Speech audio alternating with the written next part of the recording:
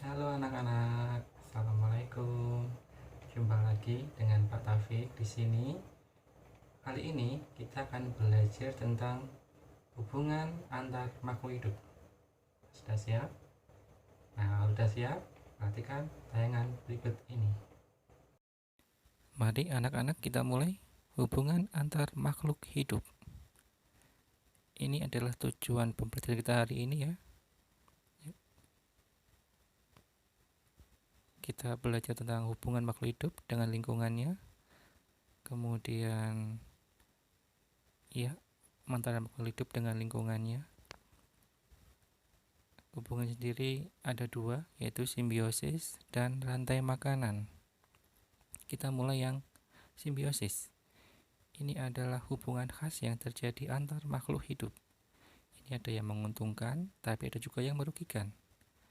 Dibedakan menjadi tiga, yaitu simbiosis mutualisme, simbiosis komensialisme, dan simbiosis parasitisme. Simbiosis mutualisme ialah hubungan antar makhluk hidup yang saling menguntungkan. Contohnya bunga dengan kupu-kupu, burung dengan kerbau, serta bakteri dengan tumbuhan. Ini ya, kerbau bersih badannya, burung kenyang makan kutunya kerbau.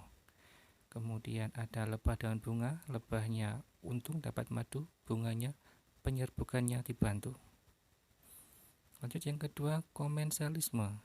Ini adalah yang menguntungkan, satu untung, yang lainnya tidak dirugikan. Contoh ikan hiu dan ikan remora, anggrek dan inangnya. Ini ikan hiu dan ikan remora, remoranya aman, hiunya enggak dirugikan. Lalu ada anggrek dan pohon jati ya, anggreknya dapat tempat tinggal, pohon jatinya enggak masalah. Yang ketiga, simbiosis parasitisme. Ini yang satu untung dan yang lainnya dirugikan. Contoh benalu dan inangnya, cacing parasit. Ya, ini benalu dan inangnya ya. Benalu mengambil makanan dari induknya, inangnya yang ditempati sehingga mati. Cacing mengambil nutrisi dari tubuh korbannya. Yang P, rantai makanan adalah peristiwa makan dan dimakan antar makhluk hidup. Ini ada tumbuhan jadi produsen, hewannya makan tumbuhan disebut konsumen tingkat 1, dan seterusnya.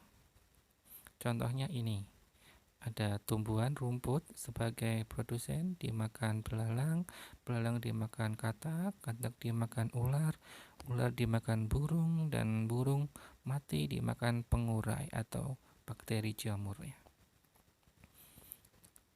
Kemudian rantai-rantai ini jika beberapanya digabung jadi jaring-jaring makanan. Nah ini bentuknya seperti jaring-jaring ya.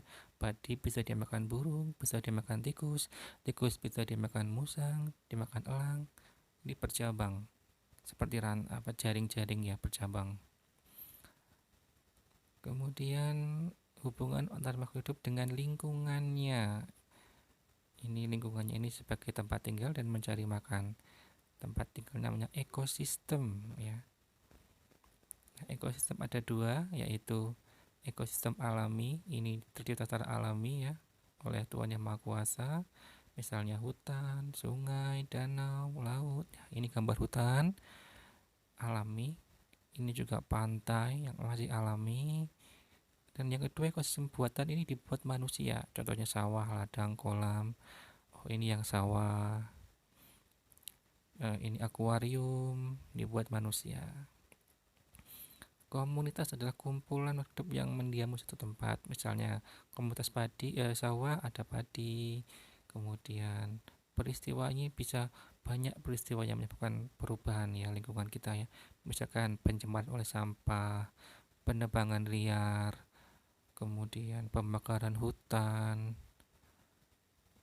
dan masih banyak lagi. Oke, kita ingat-ingat lagi ya. Makhluk hidup itu berhubungan antara makhluk hidup dengan lingkungannya. Itu bisa melalui simbiosis dan rantai makanan. Simbiosis adalah hubungan khas antar makhluk hidup. Ada 3 macam. Mutualisme sama-sama untung, komensialisme satu untung, satu tidak rugi.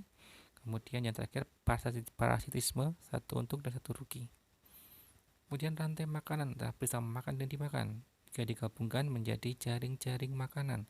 tempat tinggalnya namanya ekosistem, ada ekosistem alami, ada ekosistem buatan. Peristiwanya banyak sekali yang menyebabkan ya pencemaran, penebangan.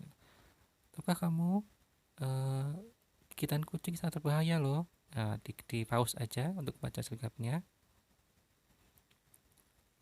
Dan sekian dan terima kasih anak-anak sudah memperhatikan penjelasan dari Pak Taufik ya.